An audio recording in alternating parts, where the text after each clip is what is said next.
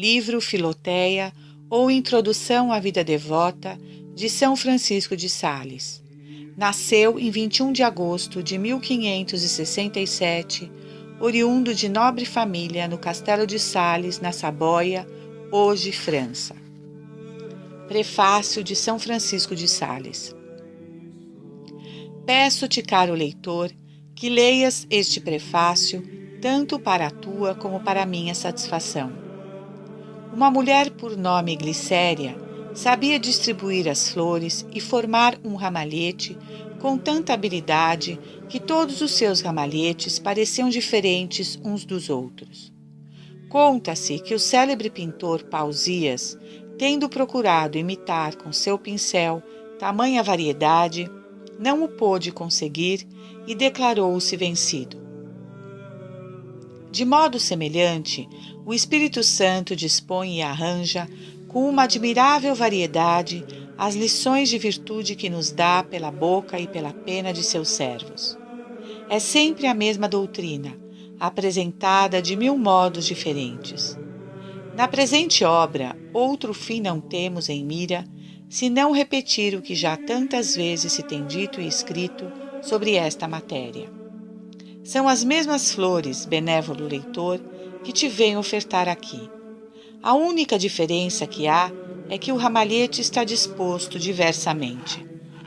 A maior parte dos autores que trataram sobre a devoção dirigiram-se exclusivamente a pessoas retiradas do mundo, ou ao menos se esforçaram por lhe ensinar o caminho deste retiro.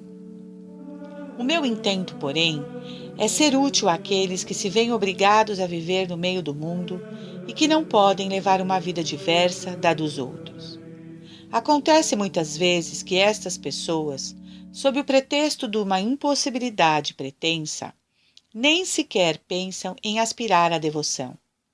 Imaginam que, assim como animal algum ousa tocar naquela erva chamada Palma Christi, do mesmo modo, pessoa alguma que vive no meio de negócios temporais pode fomentar pretensões à palma da piedade cristã.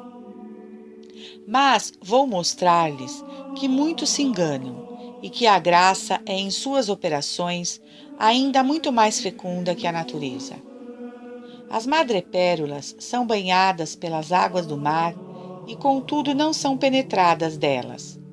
Perto das ilhas de Celidônia, existem fontes de água doce no meio do mar.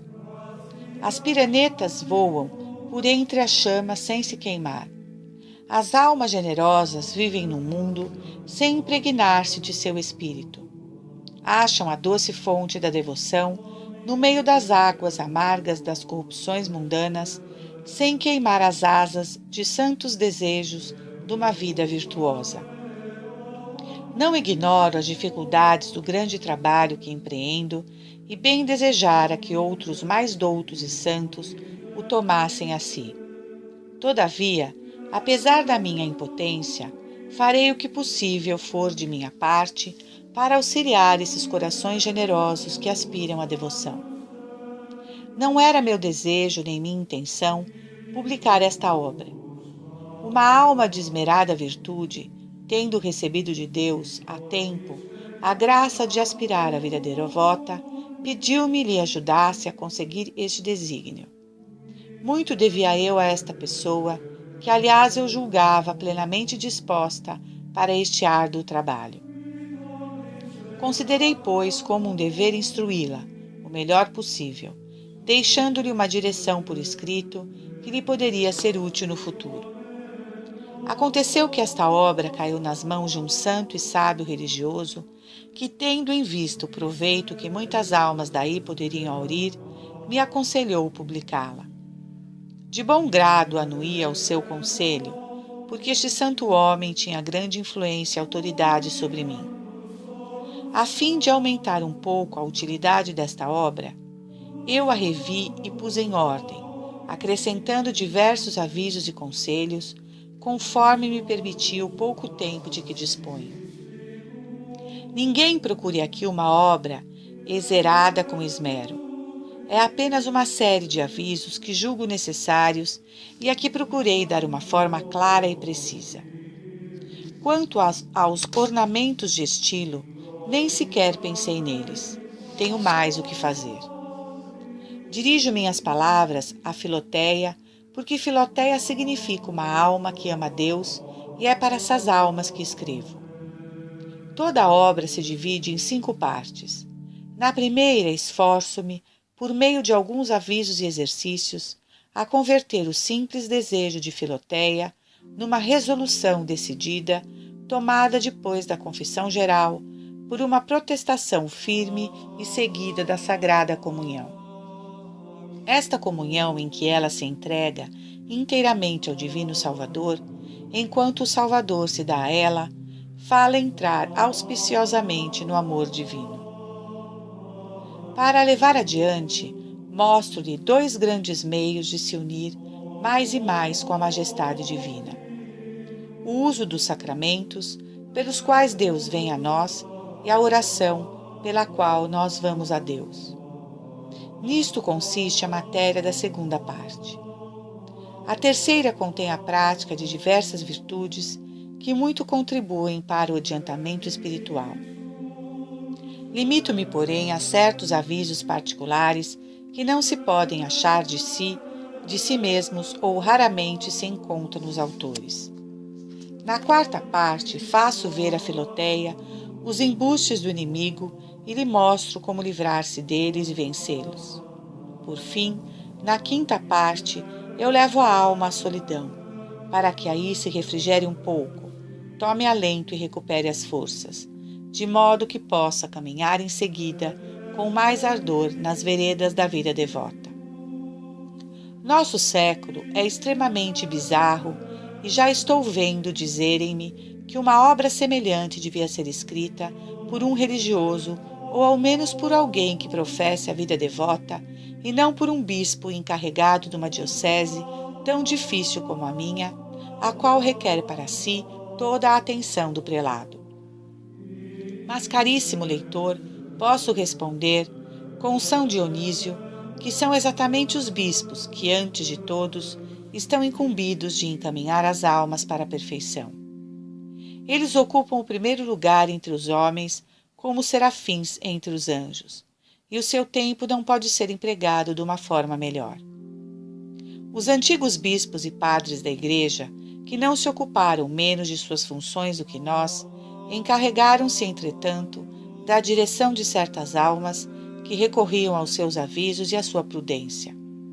É o que se vê por suas cartas, e faziam-no a exemplo dos apóstolos, que, por mais sobrecarregados que estivessem com a evangelização do mundo, acharam tempo para escrever as suas epístolas, cheias de um amor e afeto extraordinários para com as diversas almas, suas filhas espirituais. Quem não sabe que Timóteo, Tito, Filemon, Onésimo, Santa Tecla, Ápia eram filhos espirituais muito caros ao grande São Paulo, como São Marcos e Santa Petronília o eram a São Pedro? E ponho neste número a Santa Petronília, porque, como sabiamente provam Barônio e Galônio, não foi filha carnal, mas espiritual de São Pedro. E São João não escreveu uma das suas epístolas canônicas, a devota Senhora Ecleta? É penoso, confesso abertamente, conduzir as almas em particular, mas este trabalho não deixa de ter as suas consolações. Os ceifadores nunca estão tão satisfeitos como quando têm muito que ceifar. É um trabalho que alivia e fortifica o coração. Disse que, se a fêmea do tigre acha um de seus filhotes que o caçador abandona no meio do caminho para caçar outros, imediatamente o carrega, por mais pesado que seja, e, ajudado pelo amor de mãe, corre ainda mais depressa do que de costume. Como, pois, um coração paterno não tomará a si uma alma que anseia por sua própria perfeição, carregando-a como uma mãe e seu filho, sinta embora o seu peso? Sem dúvida, esse coração deve ser verdadeiramente paterno, razão pela qual os apóstolos e os homens apostólicos chamavam seus discípulos de filhos e até de filhinhos. Demais, caro leitor, É verdade que escrevo sobre a vida devota, sem que possua eu mesmo a devoção, mas não sem que tenha um grande desejo de a ter. E é este desejo que me anima. Um douto dizia: um bom modo de aprender é estudar, um melhor é escutar, mas o melhor de todos é ensinar. Acontece muitas vezes, diz Santo Agostinho, a piedosa florentina, que dando se adquire um título para receber e que ensinando nos obrigamos a aprender. Disse que os pintores se apegam não só aos quadros que pintam, mas também às coisas que querem desenhar. Mandou Alexandre ao insuperável Apelles que lhe pintasse a formosa Campaspe, sua amada.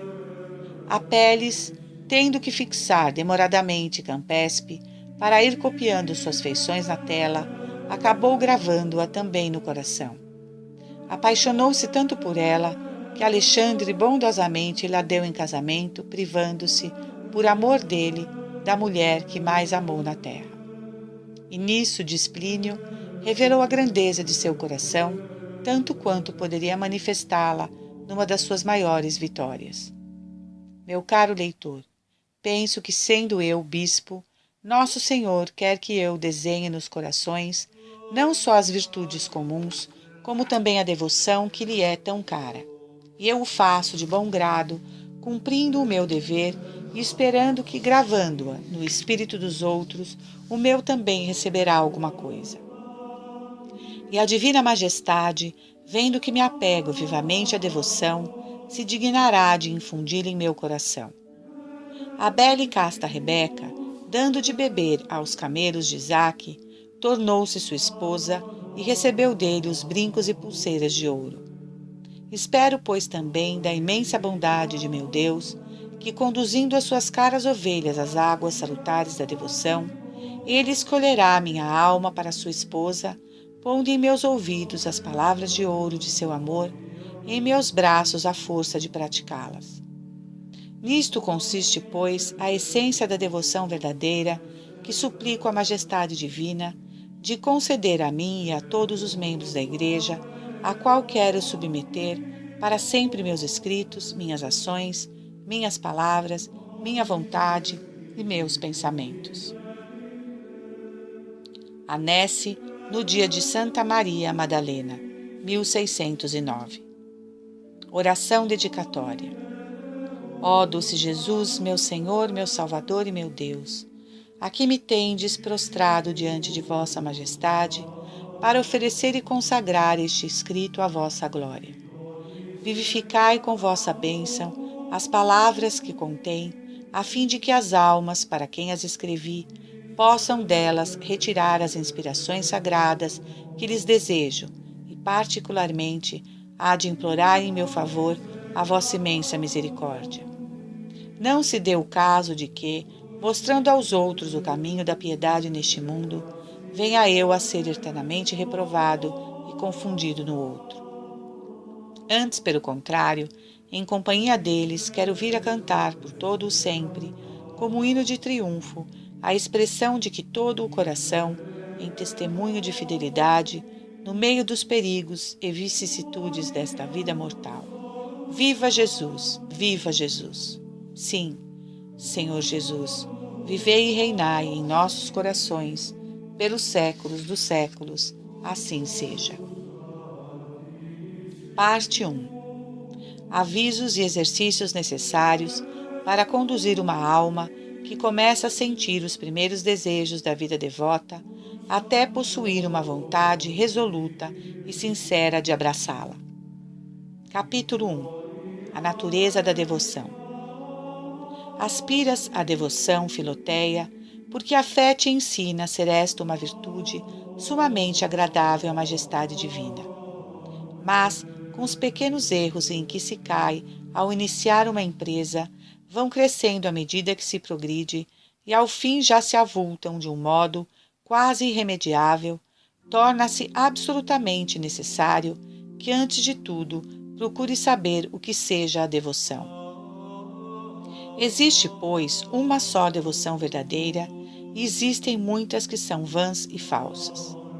É mister que saibas discernir uma das outras, para que não te deixes enganar e não te deis a exercícios de uma devoção tola e supersticiosa. Um pintor por nome Aurélio, ao debuxar seus pincéis, costumava desenhar neles aquelas mulheres a quem consagrava estima e apreço. É este o emblema de como cada um se afigura e traça a devoção, empregando as cores que lhe sugerem as suas paixões e inclinações. Quem é dado ao jejum tem-se na conta de um homem devoto, quando é assíduo em jejuar, embora fomente em seu coração um ódio oculto.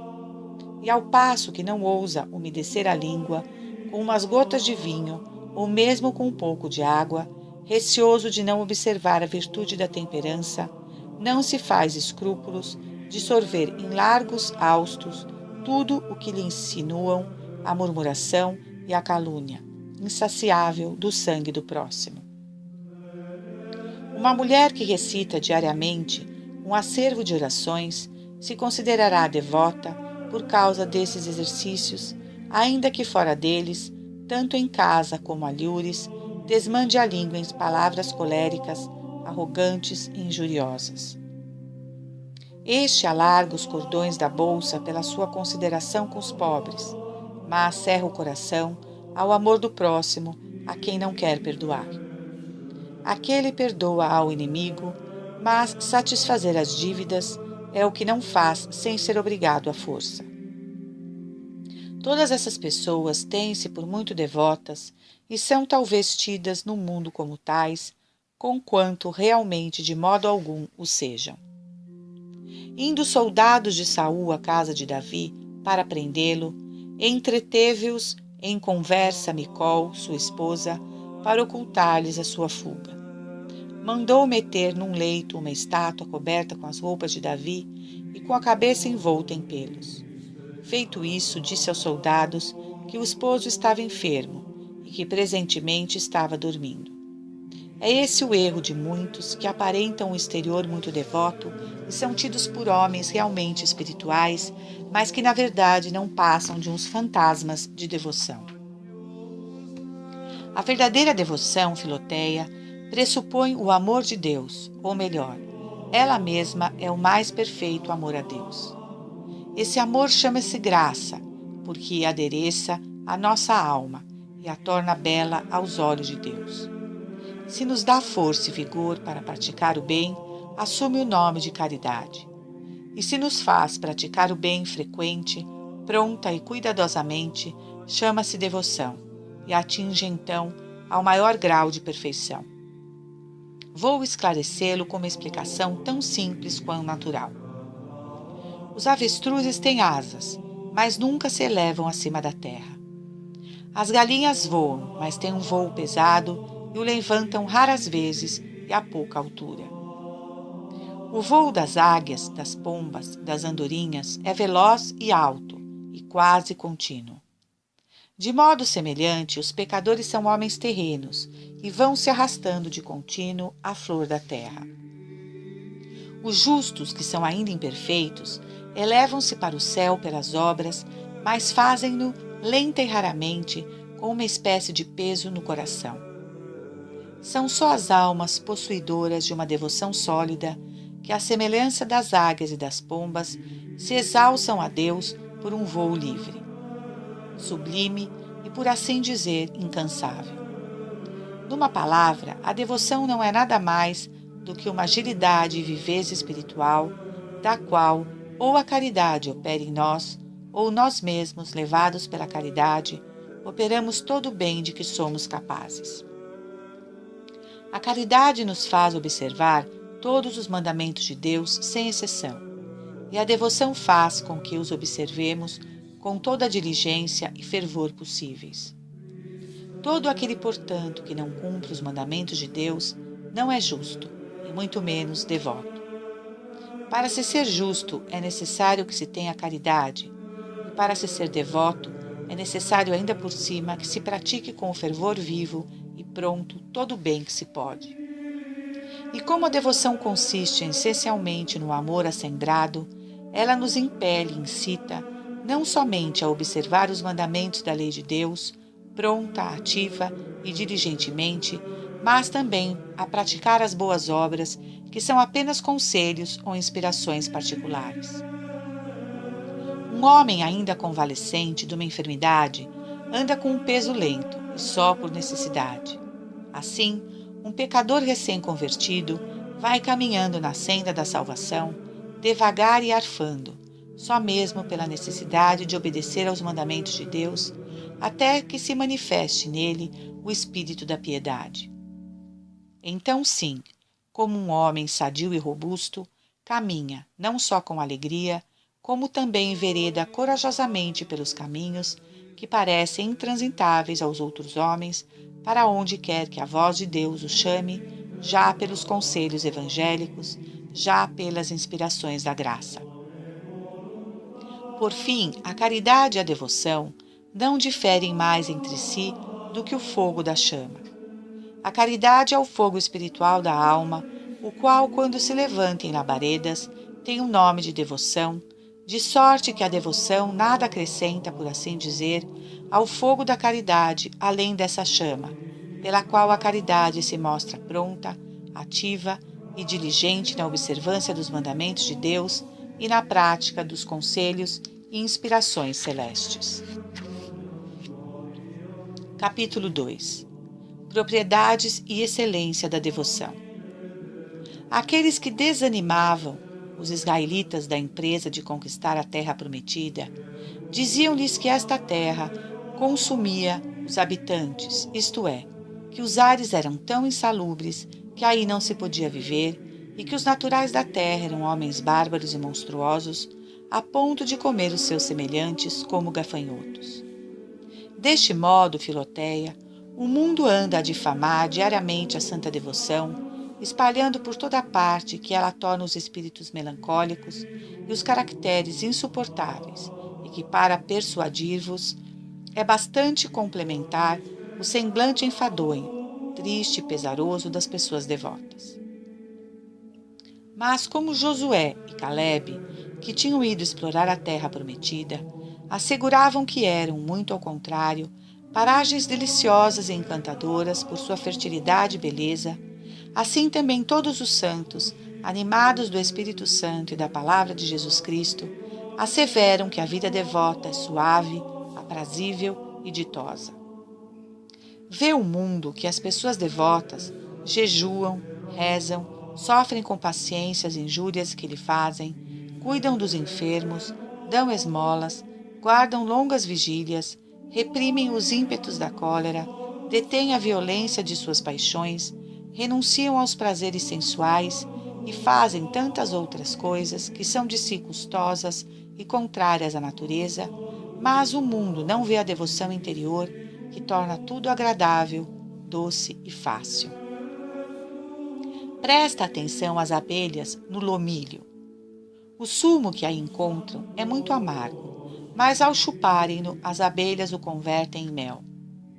Confessamos a puridade, almas mundanas, que no começo muitas amarguras encontram as pessoas devotas nos exercícios de mortificação e penitência, mas com o tempo e a prática, essas amarguras se vão mudando em suavidades e delícias.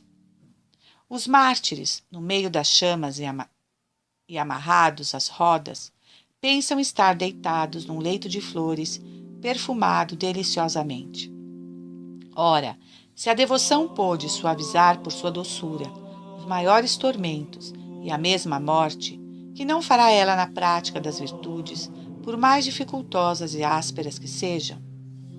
Não se poderá dizer que a devoção é para esses atos de virtude o que o açúcar é para as frutas, que ainda estão verdes, suavizando-lhes o sabor, e se já estão maduras, tirando-lhes o resto que ainda possa sobrar de amargo? Na verdade, a devoção sazona todas as coisas com uma afabilidade extrema. Atenua o amargor das mortificações, preserva o pesar dos pobres, consola os oprimidos, humilha o orgulho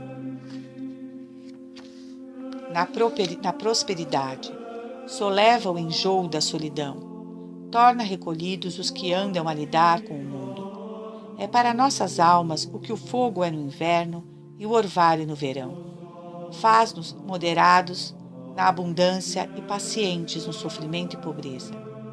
Tira proveito tanto das honras como dos desprezos.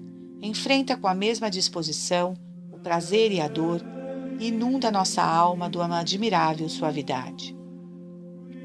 Contempla a escada de Jacó, a qual é uma verdadeira imagem da vida devota. Os dois lados da escada representam um a oração que suplica o amor de Deus e o outro a recepção dos sacramentos que o conferem. Os degraus são os diversos graus de caridade pelos quais se sobe de virtude em virtude, ora abaixando-se até a servir o próximo e suportar-lhes as fraquezas, ora guindando o espírito pela contemplação até a união caritológica com Deus. Considera como esses anjos resplandecentes, revestidos de um corpo humano, sobem e descem pela escada, lembrando-nos os verdadeiros devotos que possuem o espírito evangélico.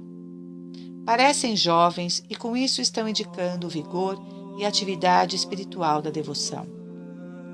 Suas asas representam o voo e do enlevo da alma para Deus por meio da oração.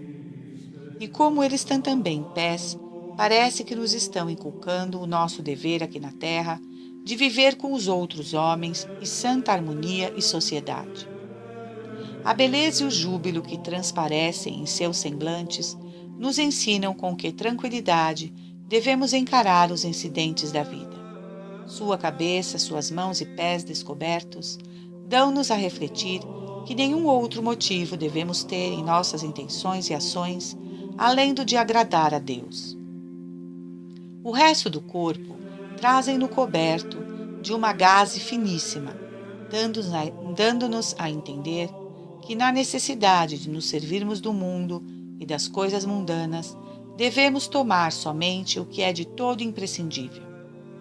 Crê-me, Filoteia, que a devoção é a rainha das virtudes, sendo a perfeição da caridade como a nata para o leite, a flor para a planta, o brilho para a pedra preciosa, o perfume para o bálsamo. Sim, a devoção exala por toda parte um odor de suavidade que conforta o espírito dos homens e alegra os anjos. Capítulo 3. A devoção é útil a todos os estados e circunstâncias da vida. O Senhor, criando o universo, ordenou às árvores que produzissem frutos, cada uma segundo a sua espécie, e ordenou, do mesmo modo, a todos os fiéis, que são as plantas vivas de sua igreja, que fizessem dignos frutos de piedade, cada um segundo o seu estado e vocação. Diversas são as regras que devem seguir as pessoas da sociedade, os operários e os plebeus, a mulher casada, a solteira e a viúva. A prática da devoção tem que atender à nossa saúde, às nossas ocupações e deveres particulares. Na verdade, Filoteia, seria porventura louvável se um bispo fosse viver tão solitário como um cartucho? Se pessoas casadas pensassem tão pouco em ajuntar para si um pecúlio como os capuchinhos? Se um operário frequentasse tanto a igreja como um religioso o coro? Se um religioso se entregasse tanto às obras de caridade como um bispo? Não seria ridícula uma tal devoção extravagante e insuportável?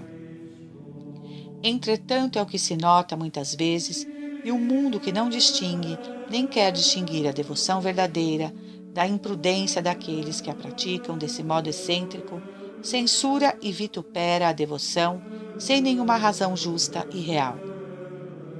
Não, Filoteia, a verdadeira devoção nada destrói. Ao contrário, tudo aperfeiçoa. Por isso, caso uma devoção impeça os legítimos deveres da vocação, isso mesmo denota que não é uma devoção verdadeira. A abelha, diz Aristóteles, tira o mel das flores sem as murchar e as deixa intactas e frescas como as achou. A devoção verdadeira ainda faz mais, porque não só em nada estorva o cumprimento dos deveres dos diversos estados e ocupações da vida, mas também os torna mais meritórios e lhe confere o mais lindo ornamento.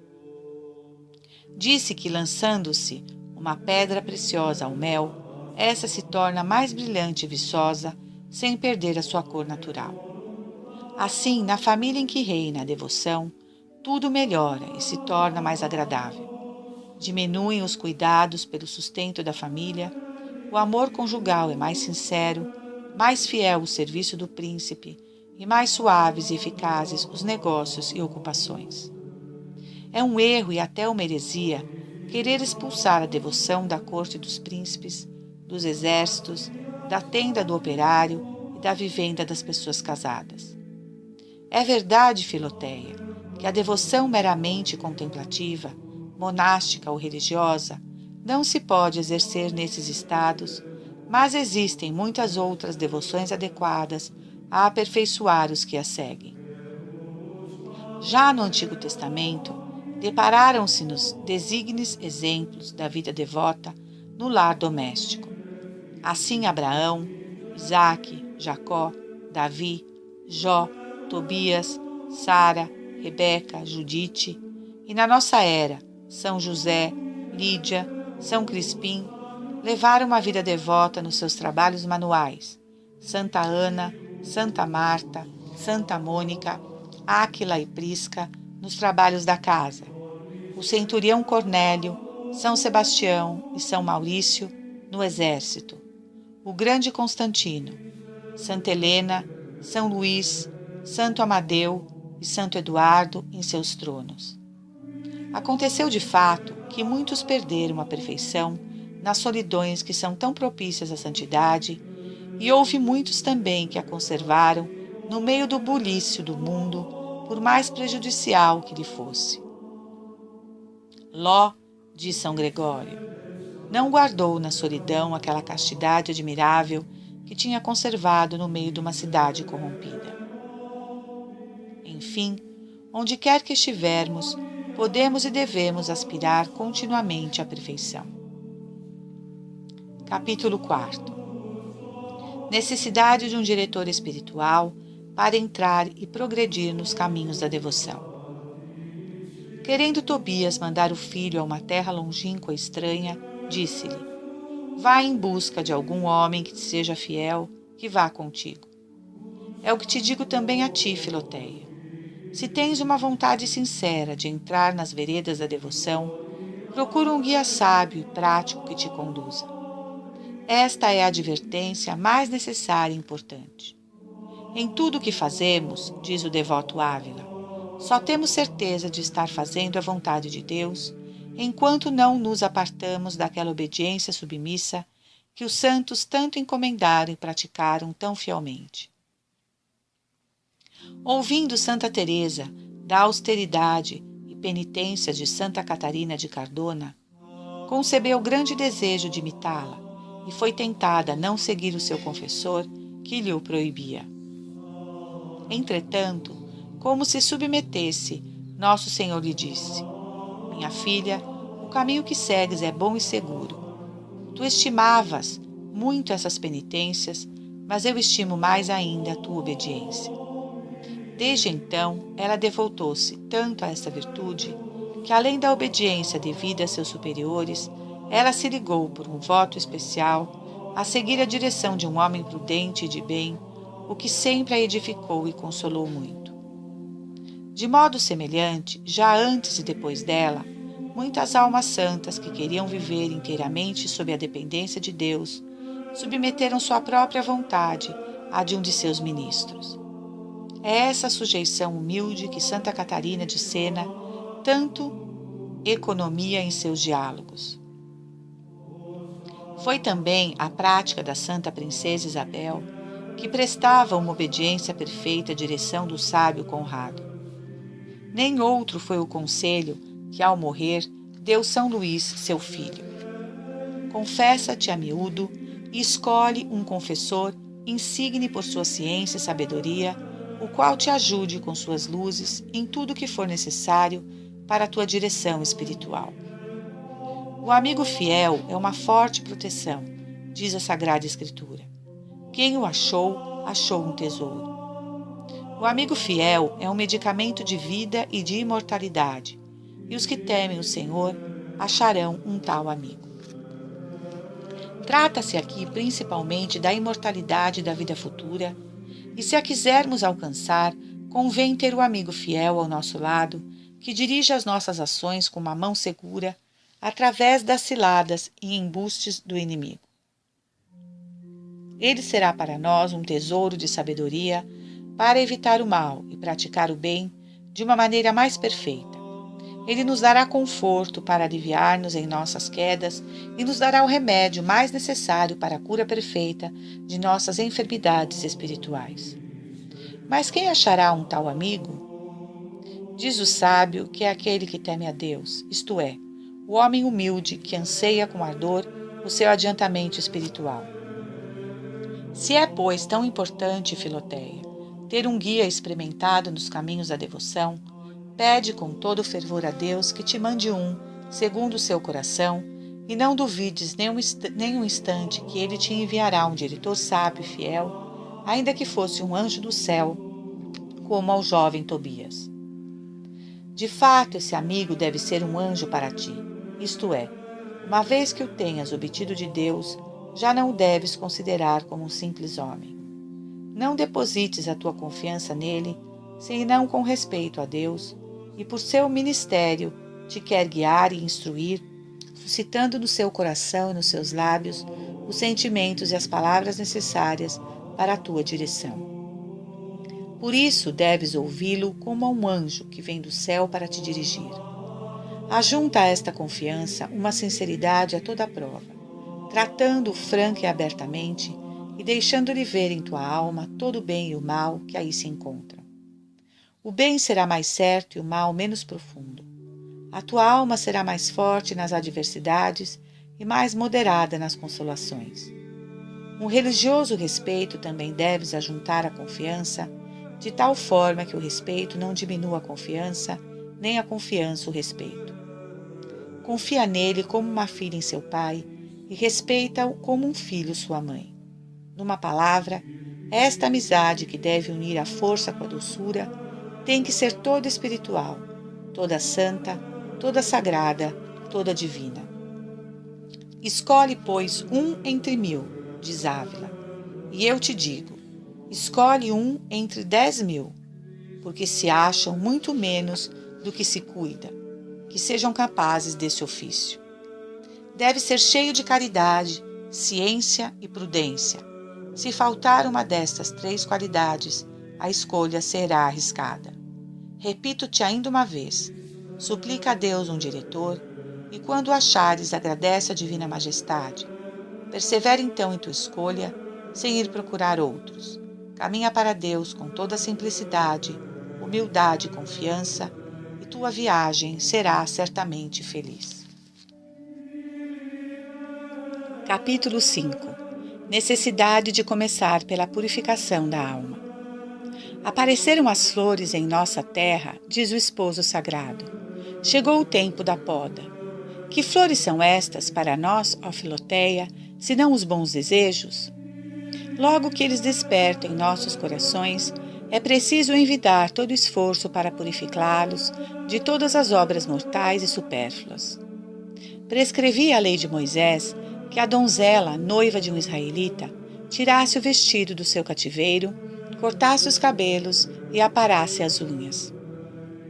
Serve isto de lição à alma que aspira à honra de ser esposa de Jesus Cristo, a qual se deve despojar do homem velho e se revestir do novo, deixando o pecado e em seguida ir cortando com os demais impedimentos acessórios que podem ser um empecilho para o amor. A cura da alma, assim como a do corpo, só se consegue começando por combater os maus humores corrompidos e é o que chamo purificar o coração. Num instante, operou-se isso em São Paulo e o mesmo lê-se nas vidas de Santa Madalena, Santa Pelágia, Santa Catarina de Sena e de alguns outros santos e santas. Mas uma transformação tão repentina é na ordem da graça um milagre tão grande como na ordem da natureza a ressurreição de um morto, e por isso não a devemos pretender.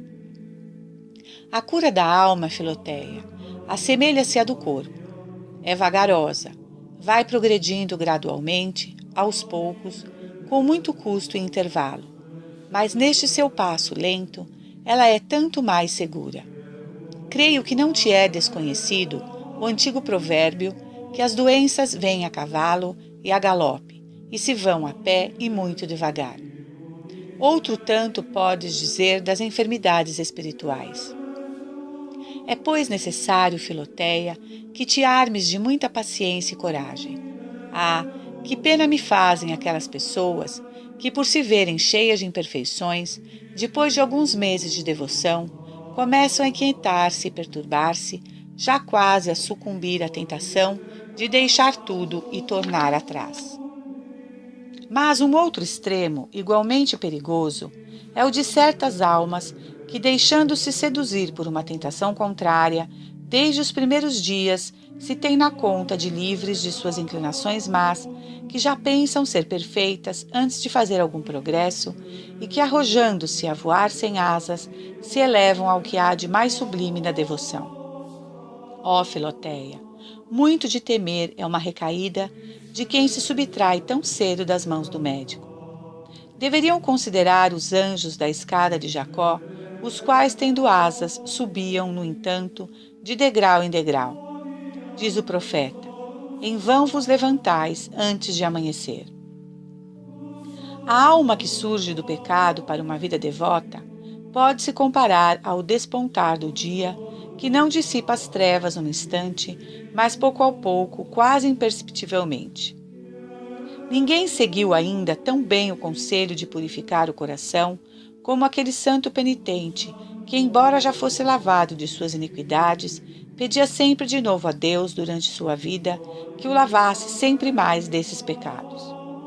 Por isso, não nos devemos perturbar à vista de nossas imperfeições, porque a luta contra elas não pode nem deve acabar antes de nossa morte.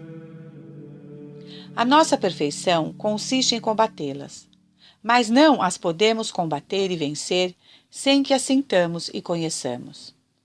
A própria vitória que esperamos conseguir sobre elas, de modo algum consiste em não as sentir, mas exclusivamente em não consentir nelas. Demais, sentir as suas impressões não é dar o próprio consentimento. Neste combate espiritual, convém muitas vezes que, para o exercício da humildade, lhe suportemos os ataques molestos. Entretanto, só seremos vencidos se perdermos a vida ou a coragem. Ora, as imperfeições e faltas veniais não nos podem tirar a vida espiritual da graça de que só o pecado mortal nos priva. Portanto, o que temos que temer aí é a perda da coragem. Mas digamos com Davi a nosso Senhor: salvai-me, Senhor, da pusilanimidade e do desânimo. É, pois, sumamente consolador e feliz a nossa condição nesta milícia espiritual. Poderemos vencer sempre, uma vez que queiramos combater. Capítulo 6. Antes de tudo, é necessário que a alma se purifique dos pecados mortais. Libertar-se do pecado deve ser o primeiro cuidado de quem quer purificar o coração, e o meio de fazê-lo se depara no sacramento da penitência. Procura o confessor mais digno que possas achar. Toma um desses livrinhos próprios para ajudar a consciência no exame que se deve efetuar sobre a vida passada, como os de Granada, Bruno, Arias, Auger.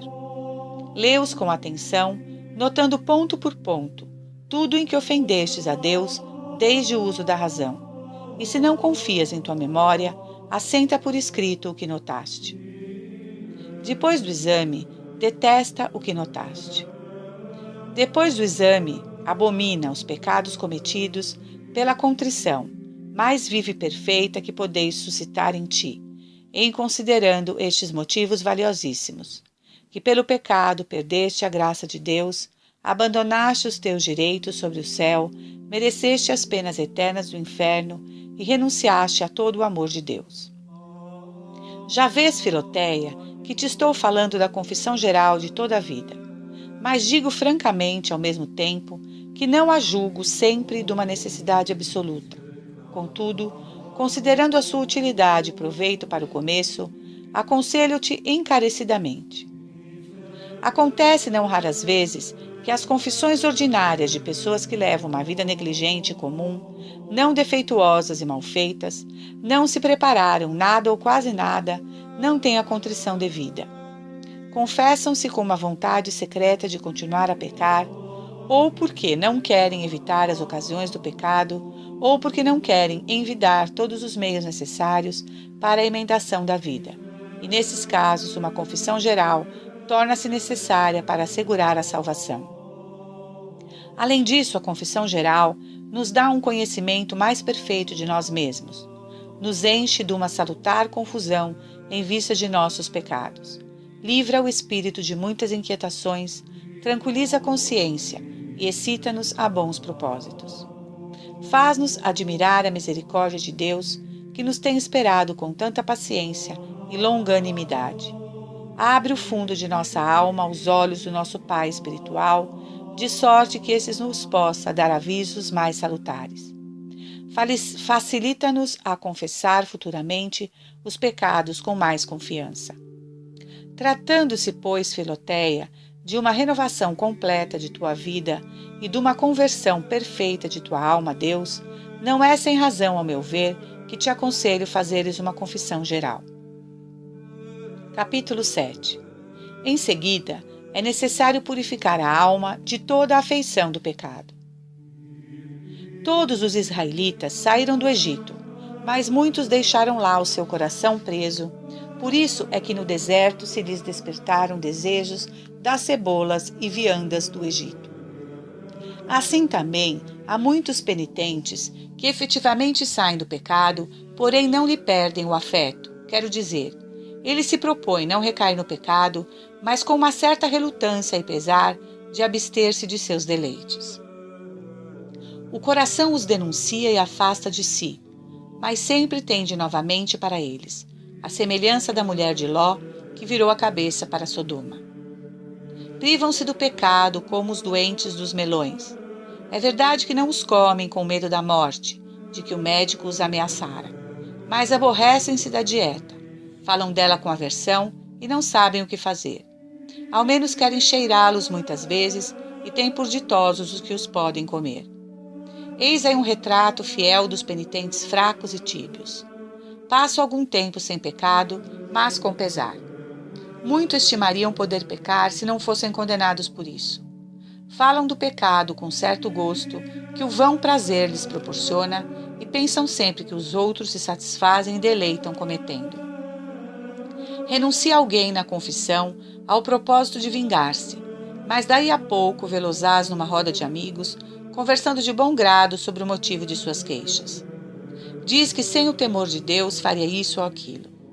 Que a lei divina, quanto a esse ponto de perdoar os inimigos, é muito difícil de observar. Que prouvesse a Deus que fosse permitida a vingança. Ah, quão enredado está o coração deste mísero homem pela afeição ainda que livre do pecado, e quanto se assemelha aos israelitas de que falei acima. É isso exatamente o que devemos dizer também daquelas pessoas que, detestando seus amores pecaminosos, conservam ainda um resto de prazer em familiaridades vãs e em demonstrações demasiado vivas de acatamento e amizade. Ah, que perigo imenso está correndo a salvação destes penitentes. Portanto, Filoteia, uma vez que aspiras sinceramente à devoção, não só deves deixar o pecado, mas é também necessário que teu coração se purifique de todos os afetos que lhe foram as causas e são presentemente as consequências. Pois além de constituírem um contínuo perigo de recaídas, enfraqueceriam a tua alma e te abateriam o espírito. Duas coisas que, como deixei dito, são irreconciliáveis com a vida devota. Essas almas que, tendo deixado o pecado, são tão tíbias e vagarosas no serviço de Deus, assemelham-se a pessoas que têm uma cor pálida. Não é que estão verdadeiramente doentes, mas bem se pode dizer que seu aspecto, seus gestos e todas as suas ações estão doentes. Comem sem apetite, riem sem alegria, dormem sem repouso e mais se arrastam do que andam.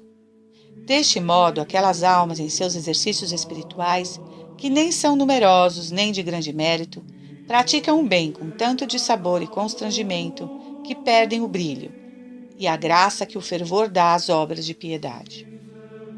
Capítulo 8. Como alcançar este grau de pureza?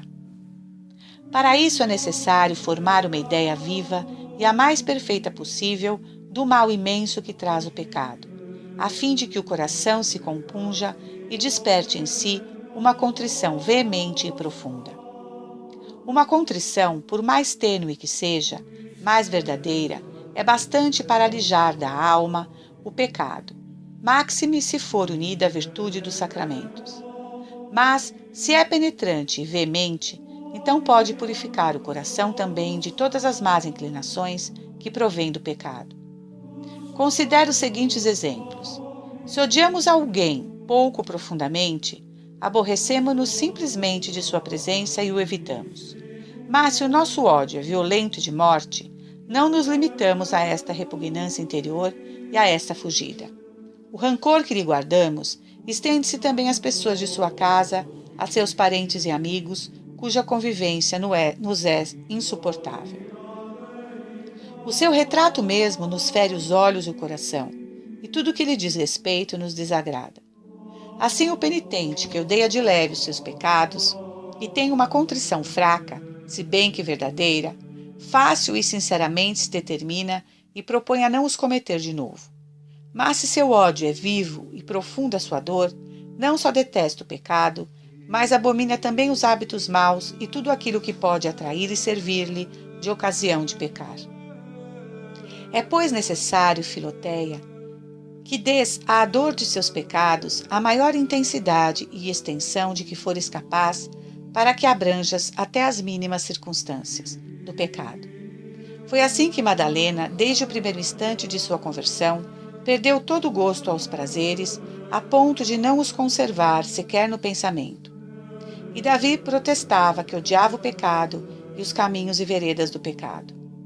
É nisso que consiste a renovação da alma, que o mesmo profeta comparava ao remontar da águia. Mas, para persuadir-te vivamente da ruindade do pecado e conceber-lhes uma dor verdadeira, cumpre aplicar-te a fazer bem as meditações seguintes, cujo exercício destruirá, com a graça de Deus, em teu coração, todo o pecado até as raízes. Com este intento, eu as escrevi para ti, segundo o método que me pareceu melhor, fazendo-as uma por uma, conforme a ordem que segue. Toma apenas uma em cada dia, e se for possível, eu te aconselho que seja de manhã, porque este é o tempo mais próprio para esses exercícios de espírito. Depois pensa durante o dia, contigo mesmo, sobre aquilo de que ainda te lembras, e se ainda não tens prática em meditar, lê para te tornar mais fácil a segunda parte deste livro. Gloria in excelsis Deo, et in terra paz omnibus, bone voluntatis, clamamus te, benedicimus te,